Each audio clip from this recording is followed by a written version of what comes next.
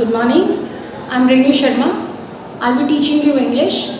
Now we'll continue with our letter to God by G.L. Fuentes. In my previous video, we have seen that Lencho was hoping for rain. Actually, the story begins with Lencho hoping for rain. The rain did come, and he was so happy that he compared the raindrops to new coins, as he could see a better prospect for himself. But suddenly it changed into hailstorm and destroyed his crop. Now Lencho's heart was filled with sadness because he could see a bleak future for himself. Now in this video we are going to see what does he do to save himself and his family. So these are some of the word meanings which let me first explain the word meaning. Solitary means lonely. Conscience means an inner sense of right and wrong. Peso is the currency of several Latin American countries. Resolution means a firm decision to do or not to do something. We'll be coming across these words as we do the lesson today. Okay. Now we start with the lesson. So we have seen that Lencho, he was in a very dire situation because the hailstorm has destroyed his crop. His soul was filled with sadness. But despite that, he did not lose his faith in God. But in the hearts of all who lived in that solitary house in the middle of the valley, there was a single hope, help from God. Don't be so upset. Even though this seems like a total loss, remember, no one dies of hunger. That's what they say. No one dies of hunger. So God has been a little harsh, we can say, in terms of the hailstorm. But despite that, they did not lose their faith in God. Their faith in God was unshaken. And they believed that God would not leave them. God never allows anyone to die of hunger. So their only hope was God.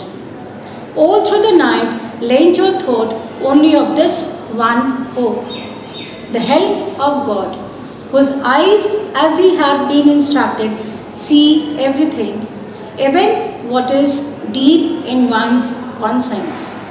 So they believe that nothing is hidden from God, even what is deep in one's conscience. So God knows everything, and so God must be aware in what situation he was in. Lencho was an ox of a man, working like an animal in the fields, but still he knew how to write. So ox of a man, because if we talk from the agriculture point of view, ox is an animal who works very hard in the field. So ox of a man, Lencho was an ox of a man, refers to that Lencho was a very hard working farmer. But still he knows how to read and write. The following Sunday at daybreak, he began to write a letter which he himself would carry to town and place in the mail. It was nothing less than a letter to God. So he believed that he can actually, he has such great faith in God. And so in his childlike innocent faith, he believed that he can actually start a correspondence with God, and so he thought of writing a letter to God. God, he wrote, if you don't help me, my family and I'll go hungry this year. I need 100 pesos in order to sow my field again and to leave until the crop comes because the storm. So he wrote a letter to God, believing that God would never leave him and will actually help him. So he wrote a letter explaining his situation and asking for help. He asked for 100 pesos. Pesos, as I have explained you, is currency of several Latin American countries. So he wrote a letter to God explaining his situation and asking for help. He wrote to God on the envelope. He didn't know what to write for the address. So he simply wrote to God, believing that the letter would reach God. He wrote to God on the envelope, put the letter inside, and still troubled went to town. At the post office, he placed a stamp on the letter and dropped it into the mailbox. So he dropped the letter in the mailbox with the satisfaction that God will not let him and his family die of hunger. Now at the post office, one of the employees who was a postman and also helped at the post office went to his boss laughing heartily and showed him the letter to God. The postman was so amused to find a letter addressed to God that he couldn't control himself, and so laughing heartily he took the letter to the postmaster. He took the letter to his boss, the postmaster. Never in his career as a postman had he known that address, because it was like never he had come across such an address, and so he was so amused that he took the letter to his boss, that is the postmaster. The postmaster, a fat and amiable fellow. Amiable here means pleasant, friendly and pleasant person. So the postmaster was a very friendly and pleasant person. Also broke out laughing.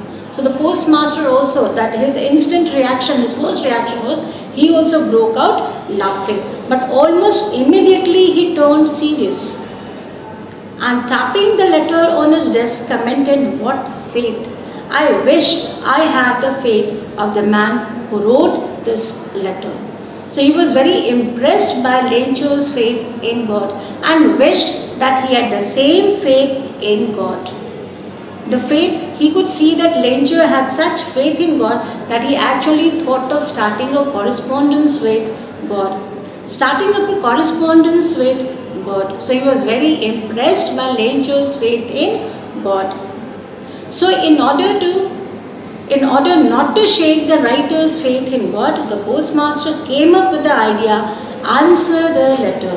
So he was so impressed by Lencho's faith, he was motivated to do something for the farmer. He was motivated to do something for Lencho, and so he came up with the idea of answering the letter. There it is. Came up with the idea, answer the letter. So out of goodwill, he thought of answer the letter, because Lencho must be expecting some sort of reply from the God. This is what he thought, that if he doesn't get the reply, maybe his faith in God will be shaken. Maybe he will lose his faith in God. So to preserve his faith, because Lencho must be expecting a letter, some sort of letter from God. So he thought of answering the letter. But when he opened it, it was evident that to answer it, he needed something more than goodwill, ink and paper. But when he read the letter, he found that just his goodwill wasn't enough to answer the paper. He needed something more. Because we know that Lencho had asked for 100 pesos, Lencho had asked for financial help.